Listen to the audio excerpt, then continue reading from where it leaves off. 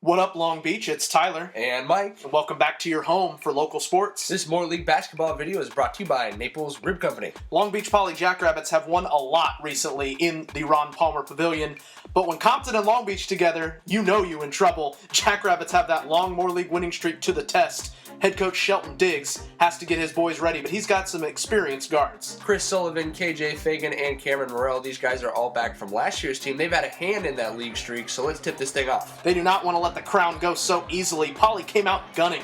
Drew Buggs with the score, and then Jordan Dallas with the and one. He is a force in the paint. Didn't get to play much because of foul trouble. Cameron Morrell going to drop the dime down to Dallas. And then Chris Sullivan hitting this three. Compton now getting doubled up by Poly here halfway through the first. And that is certainly not what the pundits thought. Compton predicted to win the Moore League this year by most coaches. Robert Lewis, Isaiah Bailey trying to keep him in it, but it was all Poly early.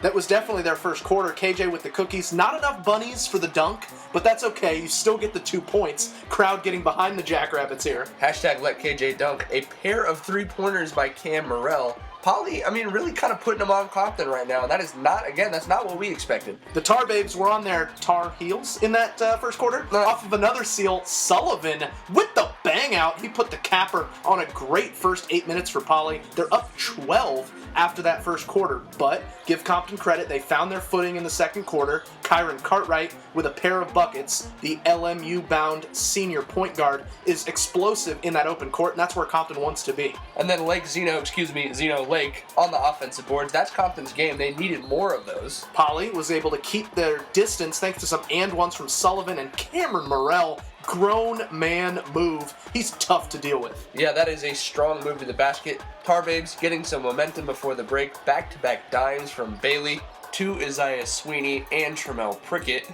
40-32. So Compton, again, able to cut into that lead just a little bit after that quarter. Would that spurt carry over into the second half, Mike? Yes, it would. They continued to attack the rim and score, went on a 16-7 run to start that second half, and ended up taking a 1-point lead right here. Who answers for Poly? Angry Man. Back-to-back threes from Cameron Morrell. You won't like him when he's angry. No, he was playing, the whole Poly team playing with some anger, feeling a little disrespected by all the noise about Compton. Nice move from Fagan. And then, cookies for everybody. Cam putting those ones in the oven. That puts the Jackrabbits up by 8.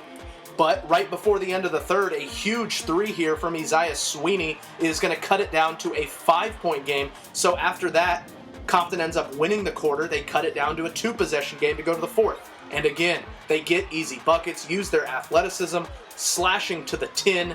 Good job in transition, which is where they want to eat. And then they would eventually take the lead in the fourth quarter on this layup from Isaiah Bailey, 60-59 Compton, about halfway through the fourth quarter. But Poly had the answer every time. Morrell, another big three. They saw that lead and said, I got 5 on it. Cam, 23 points, 5 of 6 from beyond the arc. And then off the free throw miss, sophomore Drew Buggs rebounded the putback. A Buggs life is a swaggy life. Oh my. Then KJ off the screen to his left. He's going to take it to the tin for the lay-in. Poly keeping that lead right around 6 points. The lead down to 4 with 28 seconds left, so Compton has to foul. They foul KJ. He's at the line for a 1-and-1, and the junior clutches up and hits both free throws. Lead at 6. Back the other way. Sweeney looking for the 3. Oh, the cardinal sin. He buries it and 1. So a chance for a 4-point play to cut this down to 2.